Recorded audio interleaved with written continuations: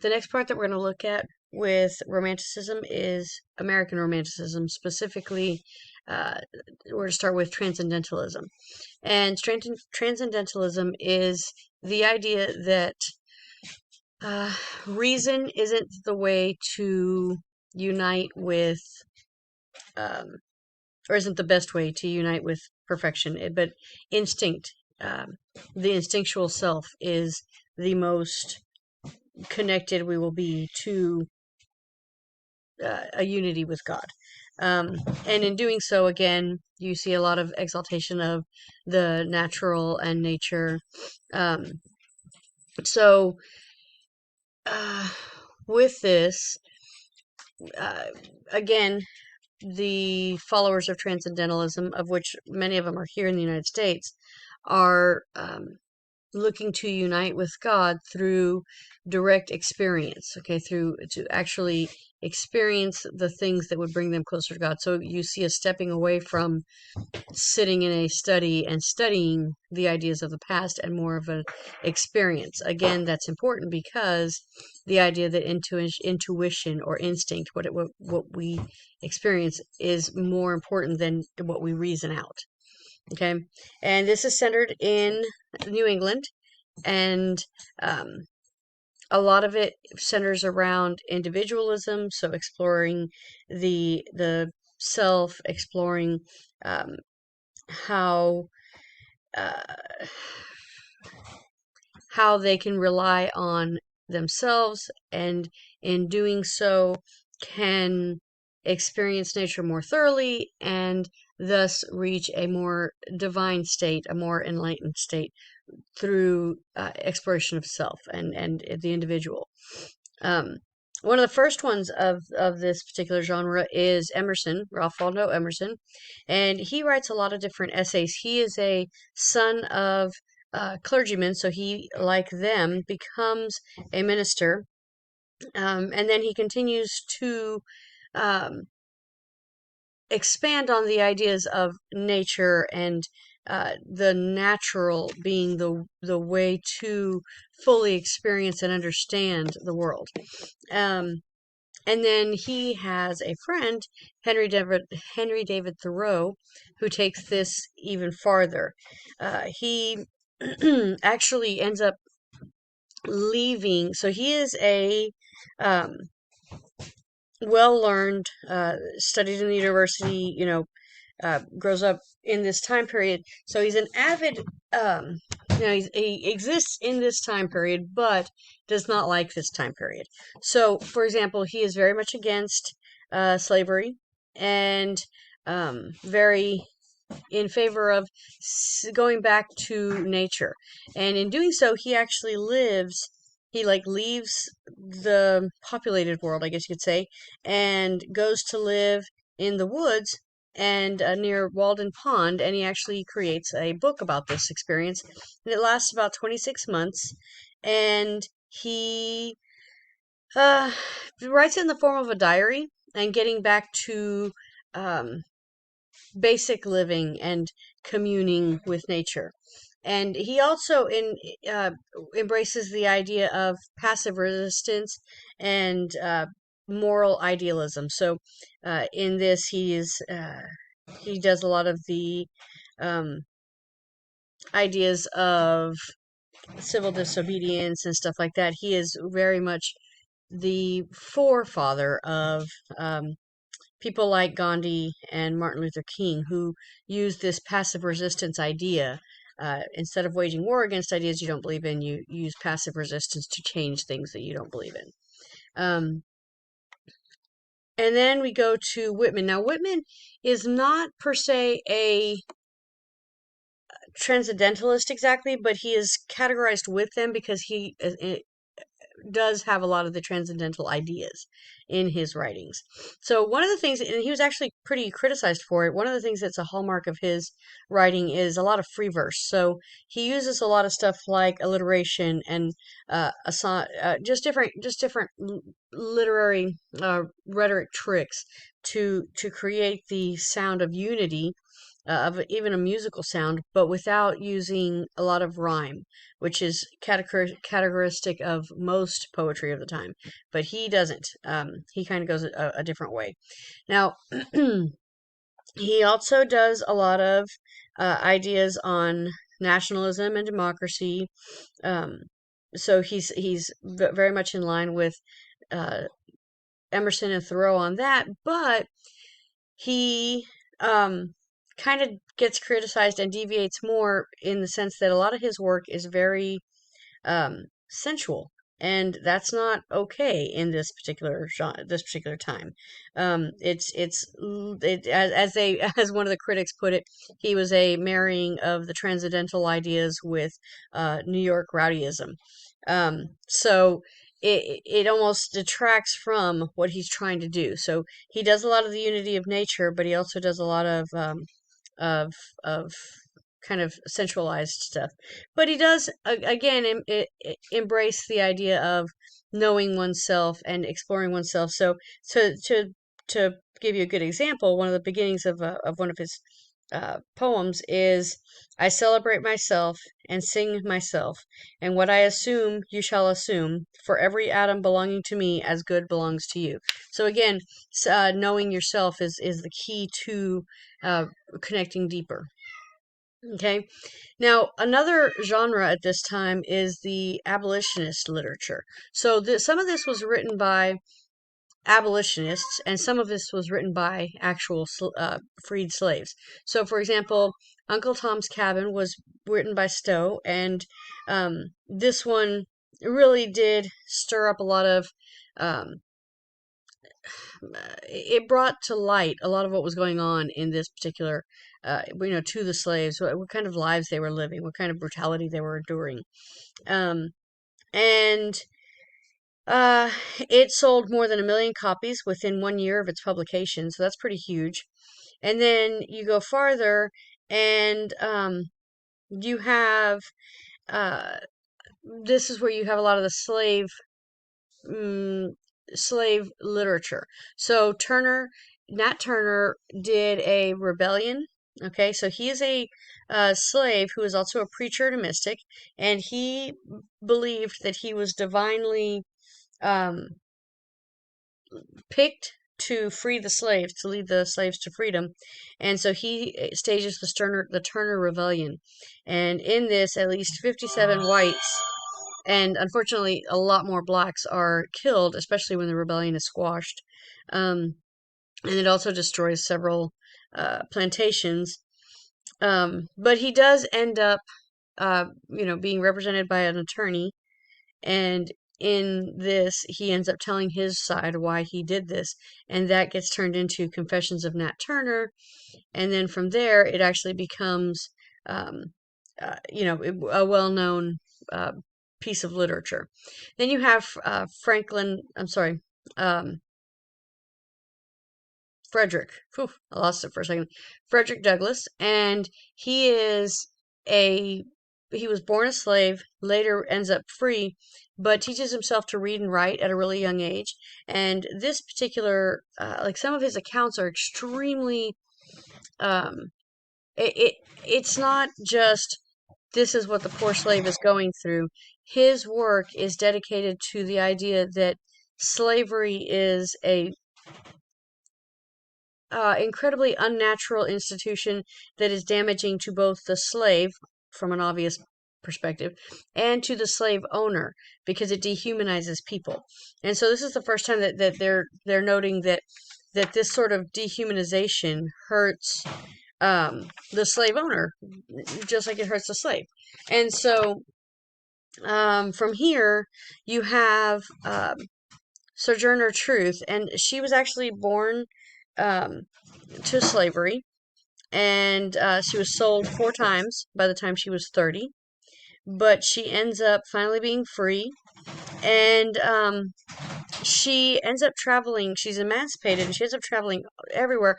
Now, she actually never actually learns to read or write, but she's extremely good at public speaking. I mean, phenomenally good. That's her niche.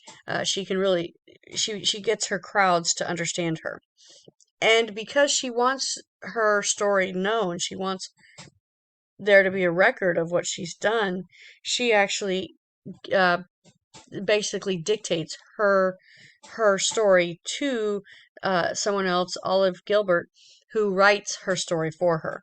And the narrative of Sojourner Truth. And she wasn't born Sojourner Truth, she renames herself um, Sojourner Truth. She was actually born Isabella Baumfree, and she renames herself Sojourner Truth.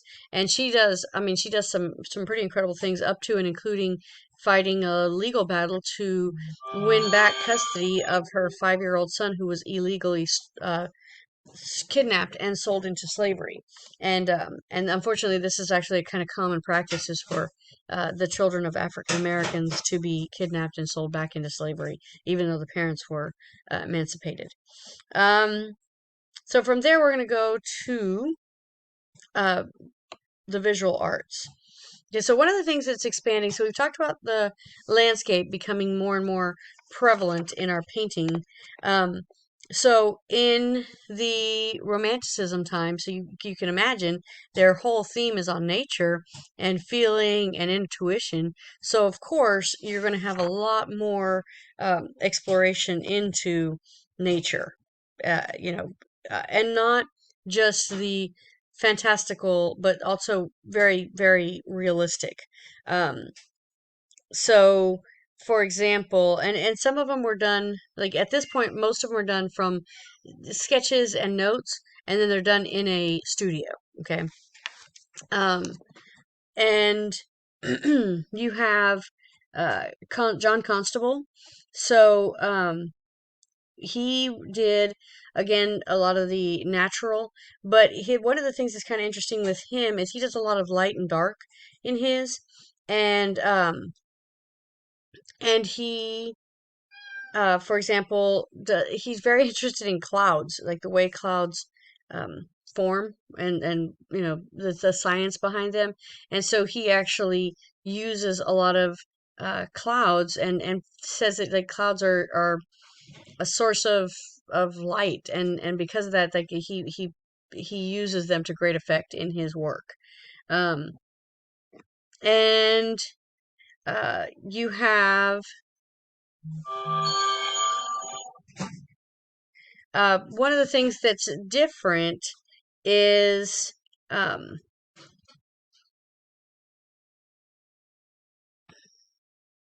the way that they actually paint.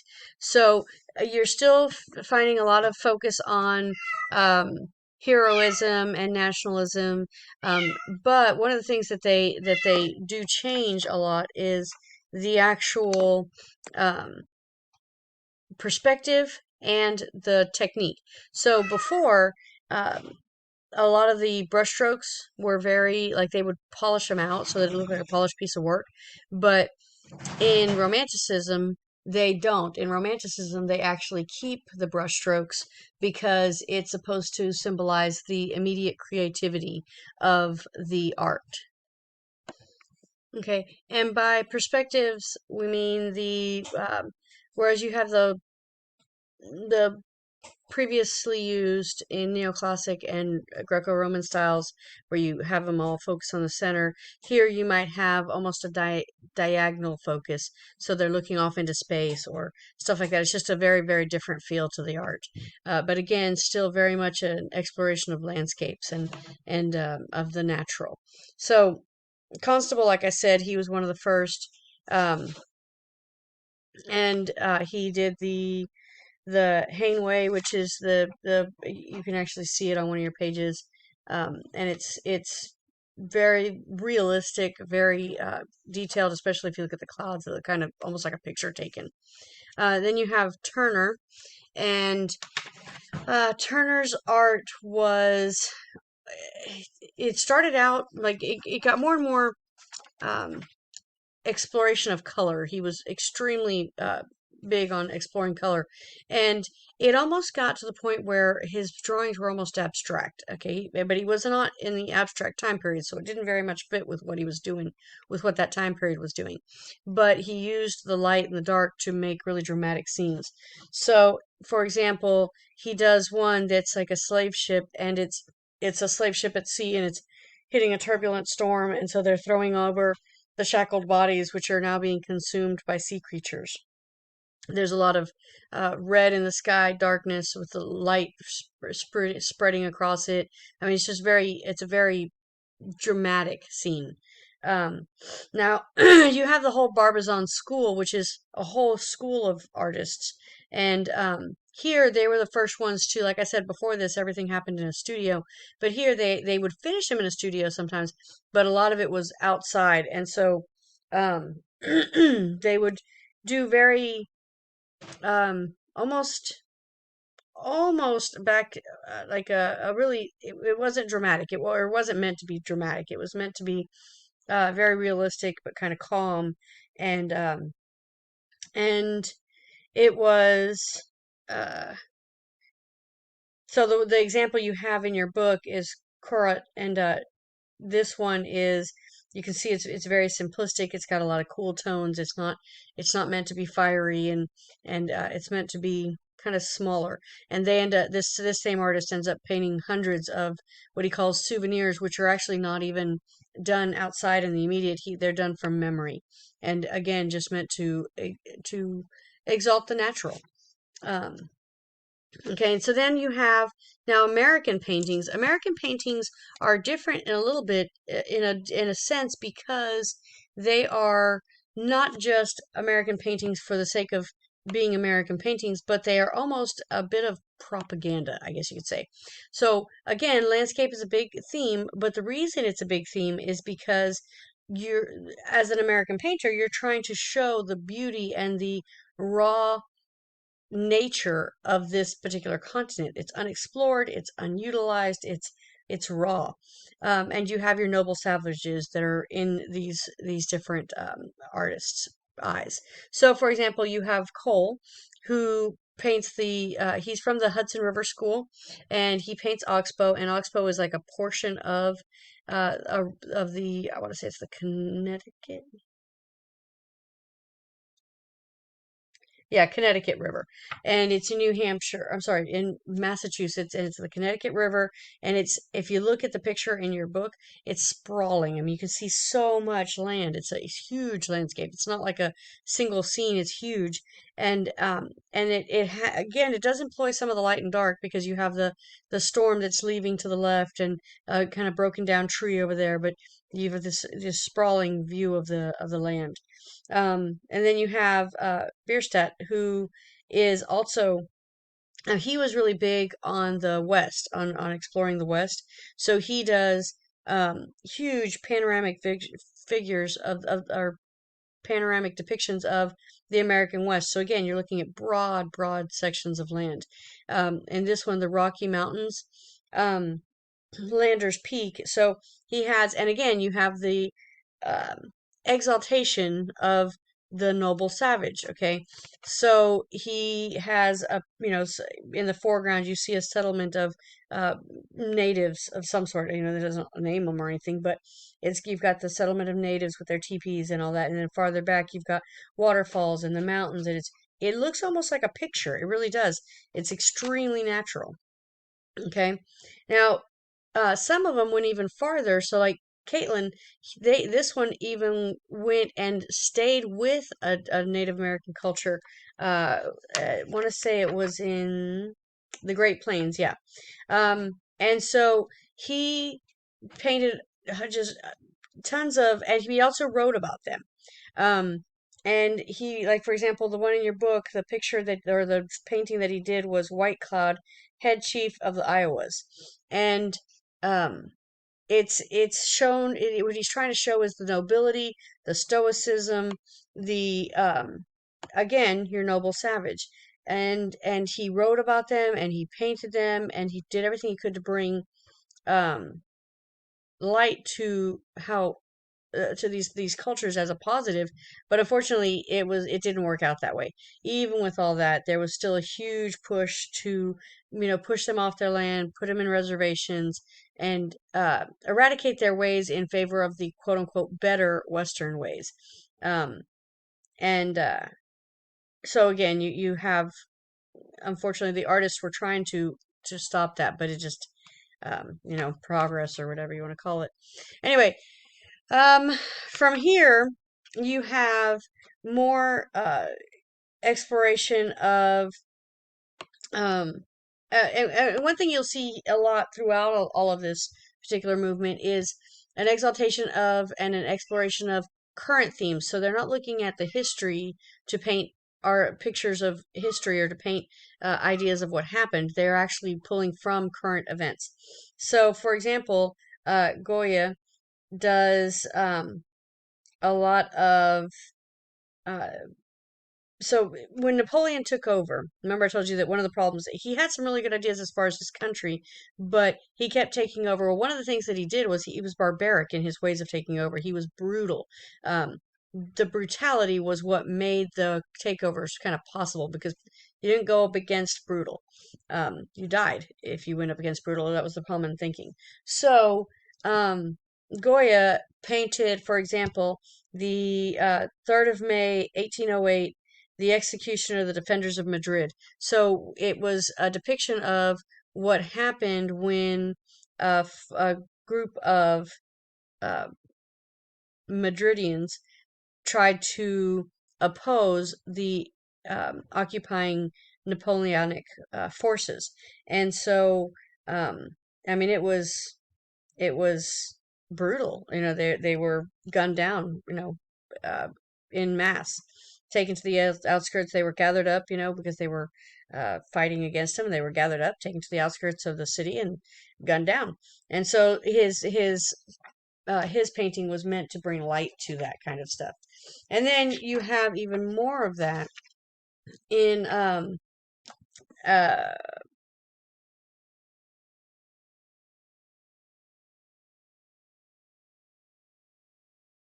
Geralt's The Raft of the Medusa. So the Raft of the Medusa, the reason it's important. So again, you remember there's a lot of corruption at this time. So the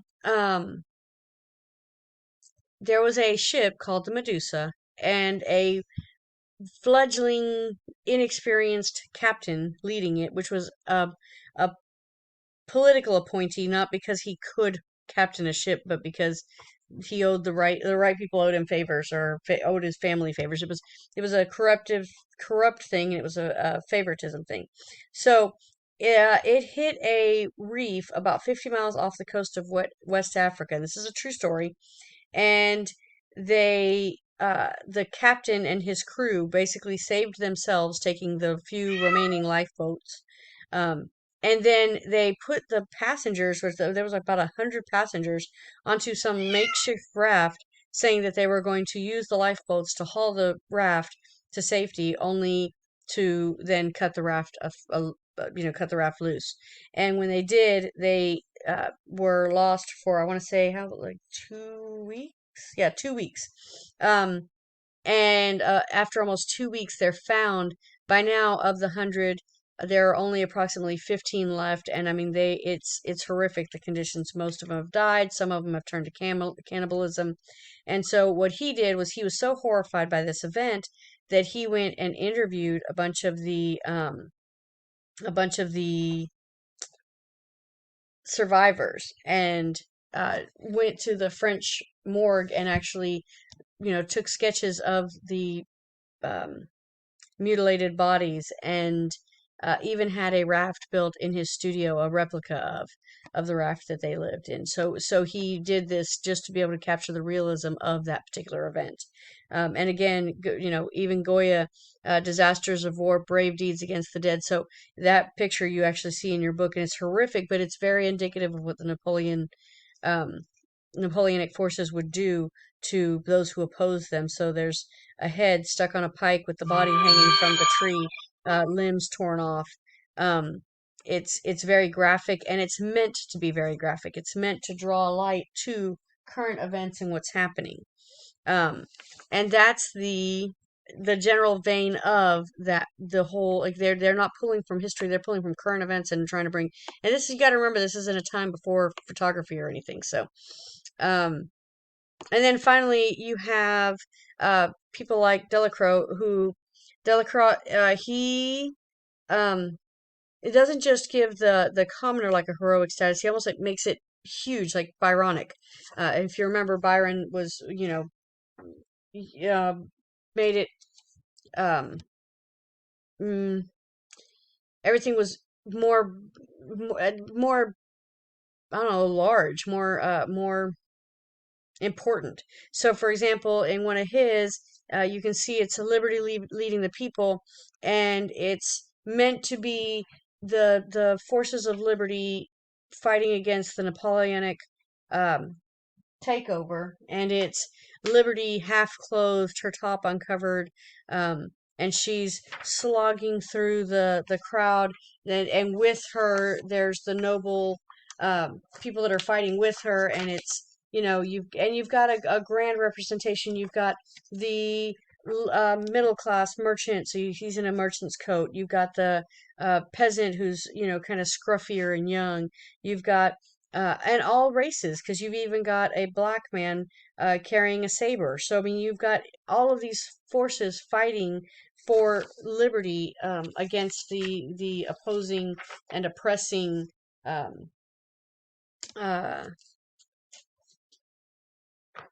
forces. But an important part to note is, obviously, there wasn't really a, you know topless liberty woman, you know, dragging through the city, fighting with these forces that happen to include these people. Um, if you look in the picture, there's actually one of the people who's fallen is missing his pants. So, like, the dead body is missing his pants. Well, it's unlikely that you were going to lose your pants in the course of war. But one of the things that this did was it was still supposed to bring light to what was happening, but it was a what they called a um, pictorial license. So basically, you didn't have to portray things exactly as they were. You were trying to get a feeling more than a um, uh, actual accurate rendition. Okay, and then finally, you've got romantic sculpture, and it's again meant to exalt the um, it goes, okay, so it's not trying to revive the neoclassic or the classic time period. It's going farther. It's going into the medieval time period. So they are trying to revive a lot of the um, Gothic monuments and cathedrals and stuff.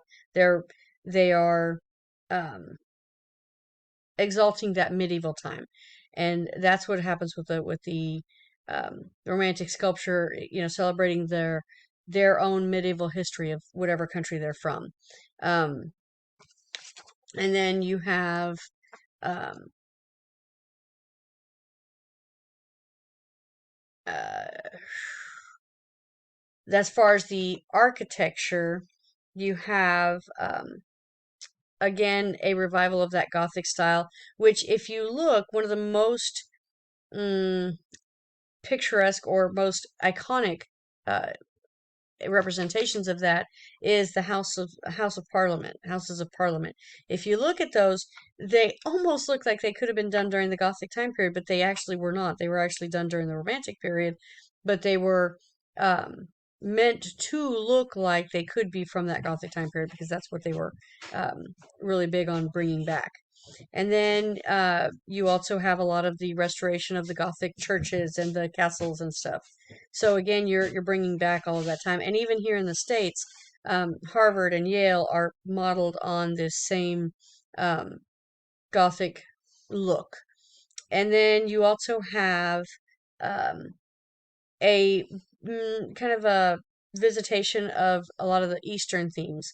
Um, like the Pavilion at Brighton, it has, and it's not from any one particular area. So you have some from like the India area. You have some from China. You have all elements of these Eastern cultures represented in a single building. They're just smooshed together, but it comes up with a whole different look, and that's all part of the Romantic period.